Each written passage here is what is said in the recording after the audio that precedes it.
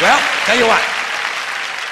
Now, to balance the scale, I'd like to talk about some things that bring us together. Things that point out our similarities instead of our differences. Because that's all you ever hear about in this country is our differences. That's all the media and the politicians are ever talking about, the things that separate us, things that make us different from one another.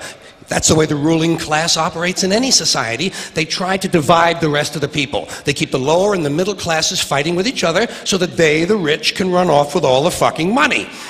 Fairly simple thing, happens to work. You know, anything different, that's what they're going to talk about. Race, religion, ethnic and national background, jobs, income, education, social status, sexuality, anything they can do, keep us fighting with each other so that they can keep going to the bank. You know how I describe the economic and social classes in this country? The upper class keeps all of the money, pays none of the taxes. The middle class pays all of the taxes, does all of the work. The poor are there just to scare the shit out of the middle class. Keep them showing up at those jobs. So stirring up the shit is something I like to do from time to time, but I also like to know that I can come back to these little things we have in common, little universal moments that we share separately, the things that make us the same. They're so small we hardly ever talk about them. Did you ever look at your watch and then you don't know what time it is? And you have to look again, and you still don't know the time. So you look a third time, and somebody says, "What time is it?" You say, "I don't know." Do you ever notice how sometimes all day Wednesday, you keep thinking it's Thursday? And it happens over and over all day long. And then the next day, you're all right again. Do you ever find yourself standing in one of the rooms in your house and you can't remember why you went in there?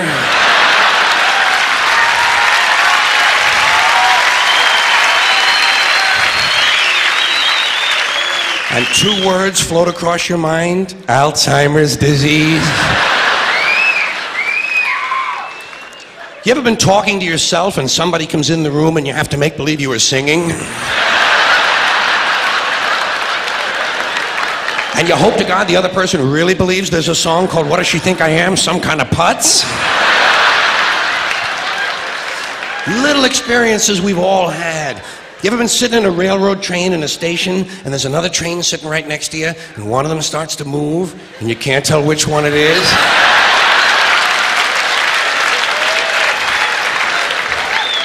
How about when you're out on a small boat on a windy day? You ever been out rocking back and forth for 3 or 4 hours trying to keep your balance? Rough seas, little boat. Then you get back into the shore and you're standing on the dock and you could swear there was something inside of you that was still out there rocking. Did you ever try to pick up a suitcase you thought was full, but it wasn't? And you go, "Doo?" And for just a split second you feel really strong. How about when you're looking through a chain link fence? Did you ever notice if you're just the right distance from a chain link fence, sometimes it seems to go, "What is that? How do they do that?" Did you ever try to tell somebody they have a little bit of dirt on their face? You can never get them to rub the right spot, can you? Say, "You got a little bit of dirt right here." They always go, "Where? Here?" And you just want to slap the bastard.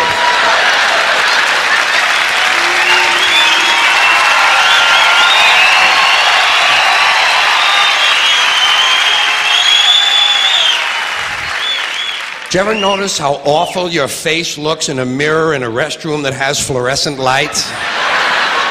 Every cut, scrape, scratch, scar, scab, bruise, boil, bump, pimple, zip, wart, welt, and abscess you've had since birth all seem to come back at the same time. And all you can think of is, "I gotta get the fuck out of here!"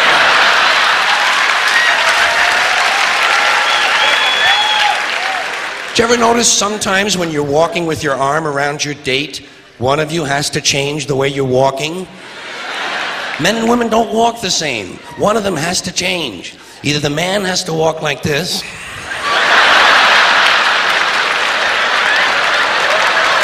or the woman has to walk like this. "Joey, how are you?"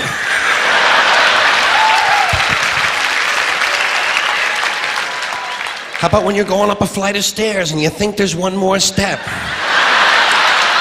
And you go...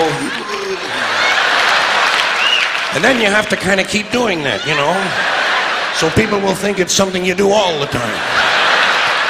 I do this all the time. It's the third stage of syphilis.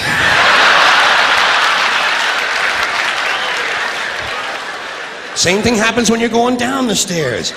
You could swear there was one more step. Holy shit. My hips are in my chest.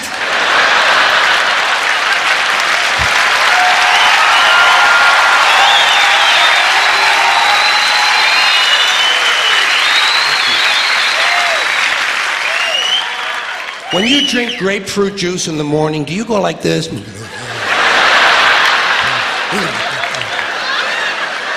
I do too. Why do we drink it? It's like ice cream throat. You know when you've been eating ice cream too fast and you get that frozen spot in the back of your throat, but you can't do anything about it because you can't reach it to rub it? You just have to kind of wait for it to go away. And it does. Then what do? Eat more ice cream! What are we, fucking stupid?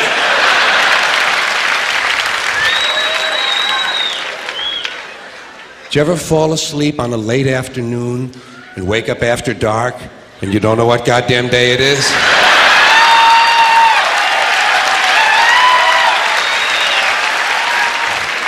Like when you have your head on the pillow. Do you ever notice when you have your head on the pillow, if you close the bottom eye, the pillow is down there. Then if you switch eyes, the pillow moves up there. Whoa, holy shit, Dave, look at this. The mystery of the moving pillow. I think it's related to the chain link fence mystery myself. Did you ever have to sneeze while you're taking a piss? It's frightening, isn't it? It's frightening because actually you can't do it.